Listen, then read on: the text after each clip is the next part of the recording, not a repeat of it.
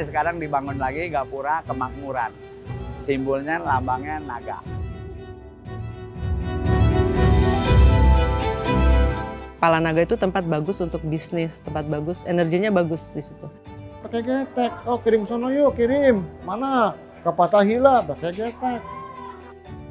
Aslinya kan Pasar Glodok, Pasar Petak 9 itu memang udah terkenal ramai. Lagi pula toko-toko obat Tionghoa yang banyak di sini, tempat lain susah.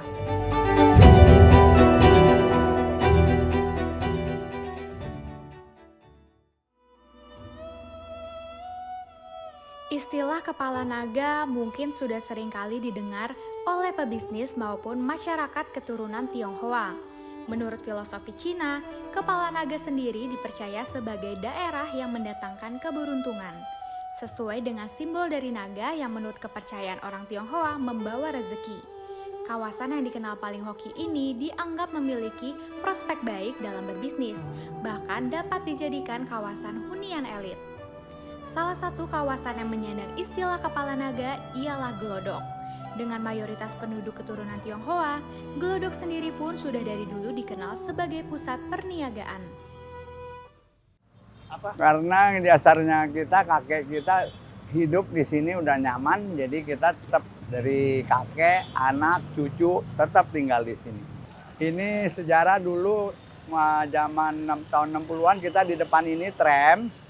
Nah ini dia segitiga ini rumah. Dulu kita kalau nggak salah kita dulu apotik. Nggak, cagar budaya. Jadi kita nggak boleh, harus menunjukkan aslinya itu zaman dulu punya. Buat sejarah kita, mengenang sejarah.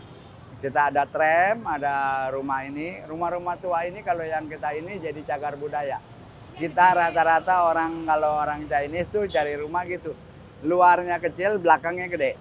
Jadi berbentuk kayak botol. Berniaga usaha semua di Glodok. Kurang lebih tahun 60-an. Gapura ini baru jalan 1 tahun. Dulu kan zaman Jepang juga ada Gapura, namanya Gapura apa tuh saya lupa. Nah ini sekarang dibangun lagi Gapura Kemakmuran. Simbolnya, lambangnya naga. Ada, zaman Jepang udah ada. Belanda ganti Jepang, Jepang ganti lagi. Setiap ini ganti pemerintahan, ganti Gapura terus. Pasar Petak 9. Ya. Udah ada kita. Kita ini jatuhnya pasar tradisional. Kita ini Pasar Petak 9 tradisional. Jadi ada manisan, ada pakaian, ada kelontong, ada tripang, semua rebung. Yang setiap setahun sekali harus ada itu yang makanan tradisi kita di sini. Keturunan. Udah 3 generasi, 4 generasi. Ya, termasuk saya udah 3 generasi. Wihara Dharma Bakti. Udah sekarang jatuhnya 400 tahun lebih. Ya, ini sementara kebakaran, sekarang lagi direnov. Direnov, dibangun, kemungkinan tahun depan jadi. Dewa-dewanya dipindahin ke ruangan yang di sebelah. Karena kita tahun bangsa 80-an kita kan di sini hampir 24 jam usaha semua, kayaknya lahannya nggak tidur. Setelah 98 kerusuhan barulah kita jam 5 jam 6 kita udah sepi.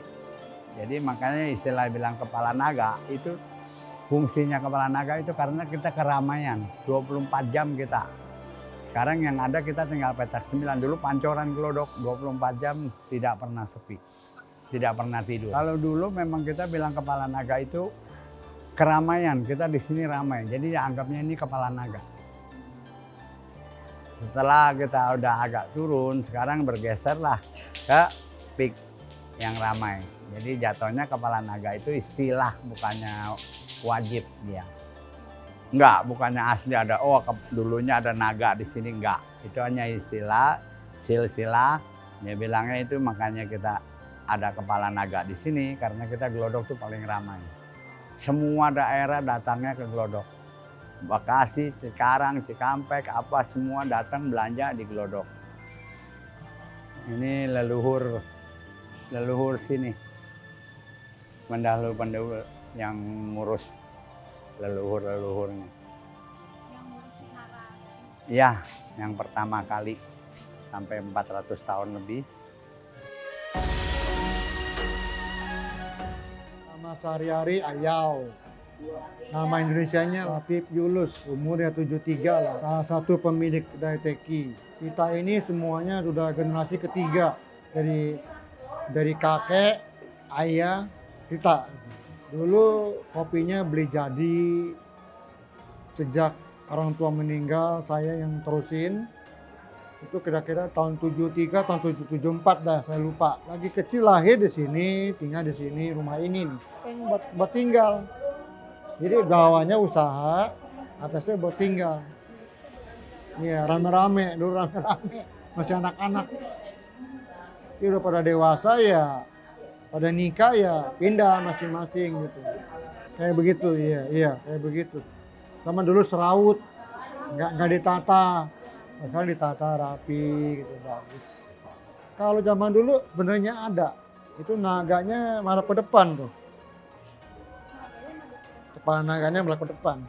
Kamu lihat kan yang ada gerbang tuh, yang ada gapura. Nah dia begitu tuh, dia nongkrong tuh.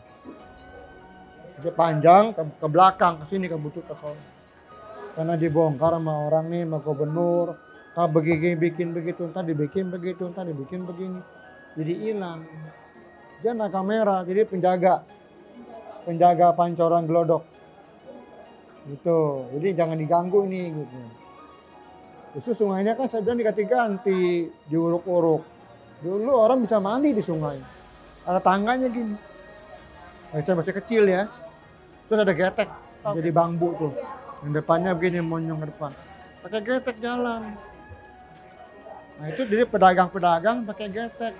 Grosir-grosiran gitu. Pakai getek. Oh kirim sono yuk, kirim. Mana? Ke Patahila pakai getek.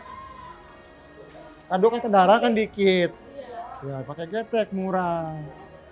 Jadi panaganya jaga, bagus tuh panaganya. Keturunan Tionghoa yang datang pada masa awal Batavia membuat Glodok sedari dulu selalu dipenuhi dengan hiruk-pikuk aktivitas ekonomi. Hal ini juga berkaitan dengan sejarah orang-orang keturunan Tionghoa yang kerap dicap sebagai spesialis dunia perdagangan. Suasana jalan besar ini pun dapat terlihat penuh dengan pertokoan, pedagang yang bercampur dengan rumah penduduk. Toko kelontong, toko obat, pasar, hingga kedai minuman dan makanan juga dapat kita temukan di kawasan Glodok. Dulu sekali, zaman kakek saya itu tahun 1927 ada ini di kaki 5. Katanya sih di petak 9 katanya. Saya juga nggak tahu kan belum lahir ya. Di situ dagang kopinya.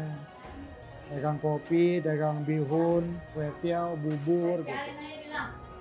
Nah sejak dia dagang mungkin ada uang gitu ya, kumpulin uang, ngambil di sini, sewa sama tuan tanah. Tuan tanahnya orang Chinese tapi pendidikannya Holland Speaker. Jadi orang pendidikannya Belanda. Gitu. Belakang-belakangan dia pada tua ya dia jual, kami beli.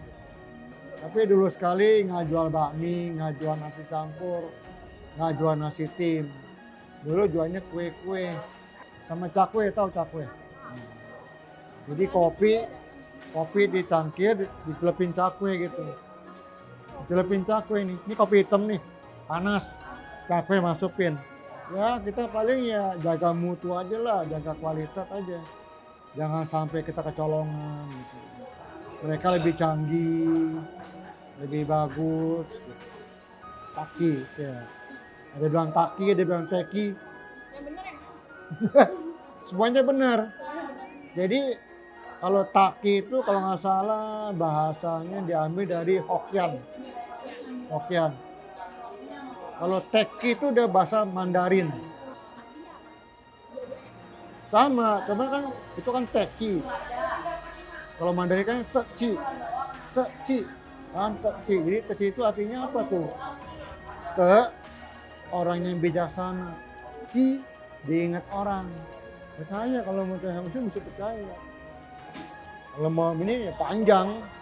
Kalau kita mau cerita Hongxi panjang. Meja nih, tinggi meja berapa? Tingginya berapa? Lebarnya berapa? Ada. ada itunya, ada apa? Meterannya tuh ada Mandarinnya. Oh ini boleh apa enggak? Ini ini apa? Orang mati, ini orang luka, ini nggak bagus gitu. Namanya kalau Mandarin bilangnya contoh banyak. Depan-depan toko nih depan banyak yang sepi, banyak yang tutup. Ada juga buka toko, ramai sekali zaman orang tuanya nih. Orang tua meninggal, jatuh ke anak, sepi. Kan gimana? Mau sayang siapa tuh? Anak cuma nurusin doang, terusin orang tua punya dagangan. Tapi sepi. Satu yang saya bisa diperhatiin, perilaku. Perilaku kitanya bagaimana? Orang tua dulu bagaimana? Orang tua saya dulu perilakunya bagaimana? Baik, jujur, apa adanya. Kita perilakunya sombong, angkuh, ya kan? Ini baru duit kok. Kan beda kan? Iya. Ini baru duit kok. Oh iya, ini tisu sekian, kan beda. Kalau baru nanya udah dijutain. Oh gini, beli kasih lu. Udah keburu bete. Iya, iya. Di sini begitu banyak. Banyak yang saya lihat, banyak. Sombong. Jangan pernah aja, maksudnya lihat penampilan orang. Wah, ini orang kayaknya kaya nih. Ini bos nih. Nah, saya begini, model gini. Beli, enggak kali lu. Kan gitu, itu perilaku orang. Banyak yang begitu, saya udah ngalamin sendiri juga. Ada berapa kali saya ngalamin. Nah, kalau pik doang di sini nih. Ini pik di sini nih, tuh, pik di sini. Ini kan ada bundaran nih. Yang tengahnya ada lampu-lampu ya. Kalau malam nyala, muter gini tuh. Kan kita mesti muter deh ke sini nih. Parkir mobil di sini kan. Ini ada pengaruh ini. Pengaruh Hong Shui. Iya, biar orang pada datang. Jadi nyangkut. Gua tarik loh. Jadi gua ini gua puterin tuh, gua tarik loh. Ya, gua masukin. Kalau pantai kan di sini ujung lempeng lurus, jauh. Pinter ini, bangun pinter. Dia nggak ada panaganya, mana ada. Bicara tentang glodok juga tidak terlepas dari bangunan-bangunan yang arsitekturnya masih berpola Tionghoa. Hal ini terlihat dari atap rumah yang terdapat di area ini. Kebanyakan rumah di kawasan ini berfungsi sebagai rumah tinggal, juga sebagai toko. Dengan dipenuhi hiasan berornamen Tionghoa, serta keberadaan kelenteng-kelenteng di sekitarnya yang masih terjaga kondisinya. Selain itu, kawasan Glodok juga memiliki ciri khas yang melekat, yaitu pada pedagang pasar di gang-gang kecilnya. Sebagai contoh, ketika kita ingin mencari barang impor dari Tiongkok atau obat-obat herbal, kawasan Glodoklah yang akan terbesar untuk mencari barang tersebut. Nama lahir saya Yu Guat Eng, ya, nama Chinese. Kemudian bukan ganti nama. Ada nama Indonesianya Linda Aliadi. Sekarang usia saya 73 tahun.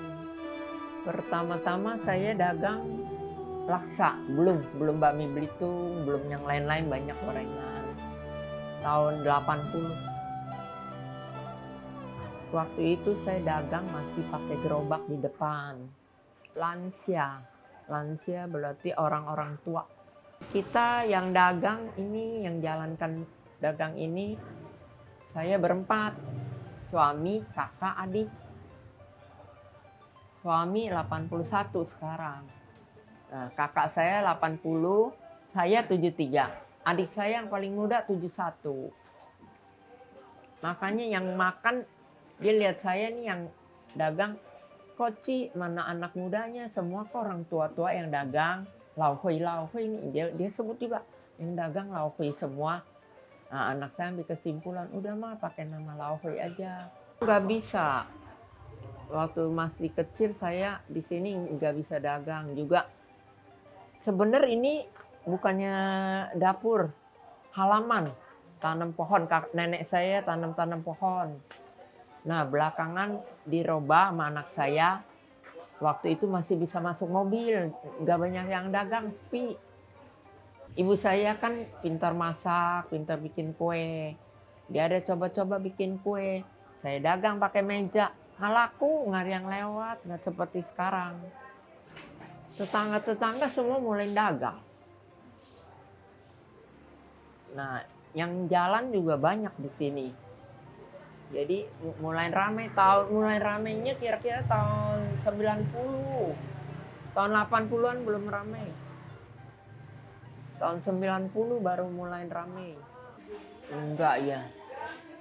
Cuman aslinya kan Pasar Glodok, Pasar Petak 9 itu memang udah terkenal ramai. Lagi pula toko-toko obat Tionghoa yang banyak di sini, tempat lain susah. Orang dari Tangerang, dari Bandung, dari Surabaya datang ke sini kadang-kadang hanya beli obat.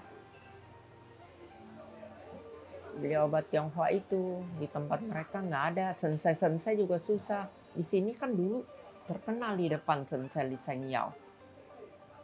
Banyak sensai, tabib itu yang obatin orang. Bilang pusat juga enggak ya. Sebab kalau pusat itu ada Glodok Harko di seberang. Tapi dia elektronik. Sebenarnya yang pusat perdagangan itu Glodok Harko.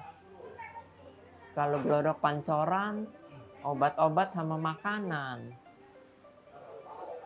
Yang pusat sebenarnya Glodok Harko. Memang benar itu memberi rezeki dan perlindungan. Sebenarnya Pancoran Glodok sih nggak bisa begitu terkenal ya. Yang harus lebih terkenal itu Glodok Harko. Kita di tengah-tengah, pintu kecil itu yang pusat perdagangan yang besar, pintu kecil. Saya rasa sih kalau roba seperti model zaman sekarang, nggak mungkin ya, sebab anak saya yang atur ini. Dia bilang, Mama maksudnya orang jadi tahu rumah kuno. Banyak yang masih senang. Betul. Dulu ini saya udah roba, udah buang nih kayu-kayu. Ganti. Saya bilang malu orang-orang pakai nako. Kita masih pakai. Dulu itu tutupan jendela kan pakai kayu jati asli. 2 papan tutup. Saya buang itu papan. Anak saya marah. Untung ini belum dibuang. Saya roba, orang-orang udah pakai nako, saya nggak pakai nako, saya nggak mau, saya bilang saya malu. Rumahnya terlalu kuno, ternyata anak saya roba begini, banyak yang senang. Banyak yang cari foto-foto kalau datang makan. Saya dengar nenek. Dulu itu yang pasar, memang rumah cuman ada 9 rumah, 9 petak. Kalau saya ini bukannya petak. Gang Kali Mati dulu namanya. Aslinya di sini kali ditutup, dibikin rumah. Makanya namanya Gang Kali Mati. Terakhir baru diganti Pancoran 5. Sekarang Pancoran 5. Nggak pakai Gang Kali Mati lagi. Nggak ada. Semua juga nggak ada, cuman kita percaya. Saya kan agama Buddha. Jadi percaya adanya Tuhan Allah. Bahasa Tionghoanya Tipong. Tiap pagi sebelum buka saya sembahyang, minta Peng An, selamat, dan diberi rezeki. Ada makan setiap hari. Anak cucu semua selamat. Begitu mintanya. Asal mula kawasan Glodok memang beragam dan terdengar unik. Namun kawasan yang dijuluki Kepala Naga ini tetap menjadi daya tarik orang keturunan Tionghoa. Sebab kawasan ini dipercaya dapat memberikan keuntungan yang berlimpah. Masyarakat Tionghoa juga percaya bahwa tempat yang baik selalu memiliki unsur gunung di belakang dan air di depan. Menurut Feng Shui, kepala naga yang menjadi mitos di kawasan Glodok itu karena letaknya yang berada dekat dengan muara, yang berarti kawasan ini cocok untuk bisnis. Kemudian dengan badan naga di tengah dan kaki di selatan memiliki makna yang cocok untuk dijadikan tempat tinggal. Mungkin saya mengambil satu yang menurut saya lebih banyak yang mengacu ke sana, yaitu ketika itu di daerah Glodok itu ada semacam kanal mungkin ya yang menuju ke Sungai Ciliwung begitu ya. Nah itu kan bunyinya kalau orang Jawa tuh grojok-grojok-grojok gitu ya. Grojok-grojok mungkin dari lidah atau pelafalan orang Tionghoa, nggak, R-nya tidak jelas, jadi glodok, glodok, glodok. Itu karena memang bunyi gitu, air itu.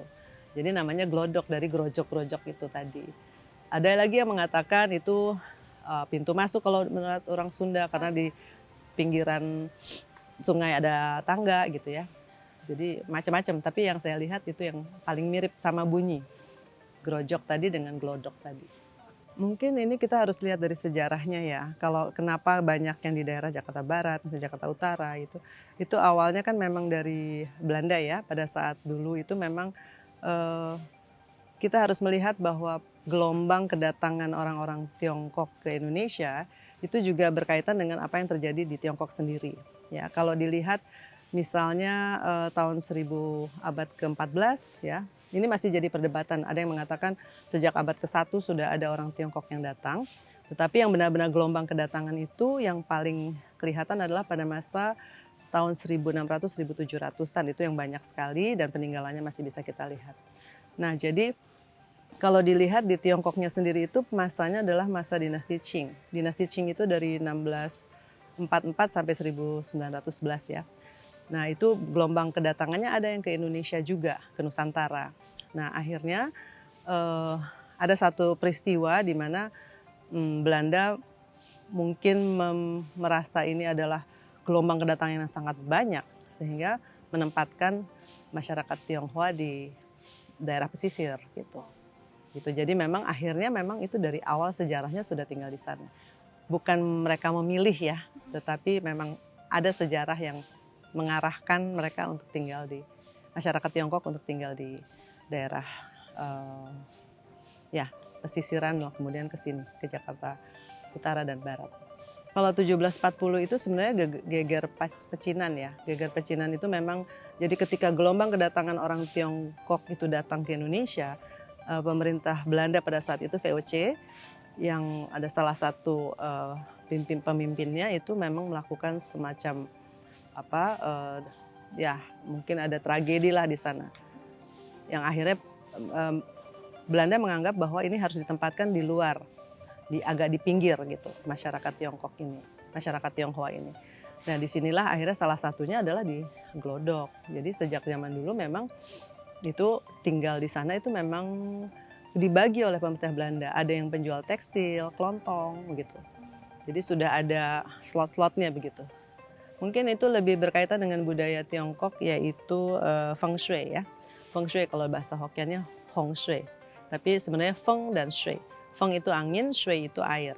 Jadi masyarakat Tiongkok itu percaya, masyarakat Cina percaya bahwa ketika membangun gedung ya, ketika membuat sesuatu itu harus benar-benar baik arah anginnya, kemudian airnya harus mengalir begitu. Nah, jadi disebut kepala naga karena dalam Feng Shui itu yang berkaitan dengan air ya, satu daerah yang dilingkungi oleh air, lalu juga ada gunung atau bukit, itu daerah yang bagus sekali gitu karena energinya itu energi bagus ya. Jadi makanya kalau di rumah tuh biasanya bagus kalau rumah dikelilingi oleh kolam air seperti itu tuh ada kaitannya. Jadi itu sebabnya akhirnya Glodok menjadi tempat yang dikatakan kepala naga. Ya, kepala naga itu tempat bagus untuk bisnis, tempat bagus, energinya bagus di situ. Mendatangkan rezeki, mendatangkan uang. Tapi memang ada yang namanya kepala naga, ada badannya dong, ada ekornya. Nah, jadi kalau badannya dan ekornya itu adalah daerah untuk tinggal bagusnya. Rumah tinggal saja karena memberi kenyamanan, energinya bukan energi bisnis di sana. Jadi lebih banyak di Glodok itu disebut sebagai kepala naga. Untuk bisnis bagus, energinya bagus. Katanya juga karena dialirin sama 13. Yang di Jakarta ada 13 ya, tapi kalau Glodok sendiri sepanjang dia dikelilingi oleh air, itu adalah maknanya bagus gitu, menurut Feng Shui. Nggak masalah berapa sungai yang Oh enggak, tidak. Yang penting ada sungai yang mengaliri, lalu ada muara di situ, lalu ada gunung, ada perbukitan. Jadi seperti ditutup juga gitu. Terus sejak kapan sih Bu kayak daerah Glodok tuh disebut daerah kepala naga? sejak kapannya saya mungkin kurang tahu ya, tetapi memang dari budaya dan kepercayaan orang-orang Tiongkok, tempat bisnis yang baik dikatakan sebagai kepala naga gitu, daerah kepala naga. Itu berdasarkan dengan tadi lokasinya ya. Lokasinya harus dikelilingi air, kemudian karena begini, energi itu ada yang baik, ada yang buruk. Jadi kalau misalnya sebuah tempat tuh misalnya rimbun sekali kemudian tertutup, itu energi nggak bisa masuk. Akhirnya yang masuk bukan energi baik tapi energi buruk. Ya, jadi bukan chi-nya itu energi baik. Jadi kalau semua tempat terbuka, aliran airnya berjalan, anginnya berhembus dengan baik, nah itu semua akan mendatangkan hal yang baik. Karena orang yang tinggal di tempat itu pasti moodnya juga baik, semangatnya juga baik, akhirnya semuanya akan menjadi baik. Kalau bisa dilihat dari sejak zaman dulu, semua orang mencari apapun ada di Glodok gitu kan. Dari zaman dahulu kala gitu, dari tahun 70-an gitu ya, orang sudah mencari apa-apa pasti di Glodok ada. Nah, kalau dikatakan buktinya apa ya memang perputaran bisnis di sana sangat kuat gitu. Jadi semua orang akan berdagang di sana ya. Kemudian orang mencari barang apapun ada. Ya, karena isinya pedagang semua, karena memang masyarakat Tiongkok itu kan sangat lihai dalam berdagang. Jadi koneksinya banyak, kemudian barang-barangnya ada ya. Kemudian juga cara berniaganya membuat orang kembali terus juga untuk berbelanja di tempat yang sama, mungkin harganya yang lebih murah dan sebagainya. Nah, itu semua menjadi satu faktor bahwa Glodok sebagai kepala naga ya tempat di mana energi chi-nya itu berjalan dengan sangat baik. Kawasan Glodok yang kini juga dijadikan sebagai tempat wisata, sejarah dan budaya mampu membawa manfaat yang sangat besar bagi perekonomian masyarakat setempat. Makna, identitas, dan cerita pada kawasan ini tentunya memiliki karakter tersendiri yang membedakan dengan kawasan lainnya. Mungkin benar Glodok yang saat ini menyandang istilah kepala naga bisa saja tergantikan dengan kawasan pecinan yang baru, yang memiliki kriteria unsur gunung di belakang dan air di depan. Tetapi terlepas dari itu semua, perlu diketahui bahwa asal mula pecinan yang juga mendapatkan julukan kepala naga itu berasal dari kawasan Glodok.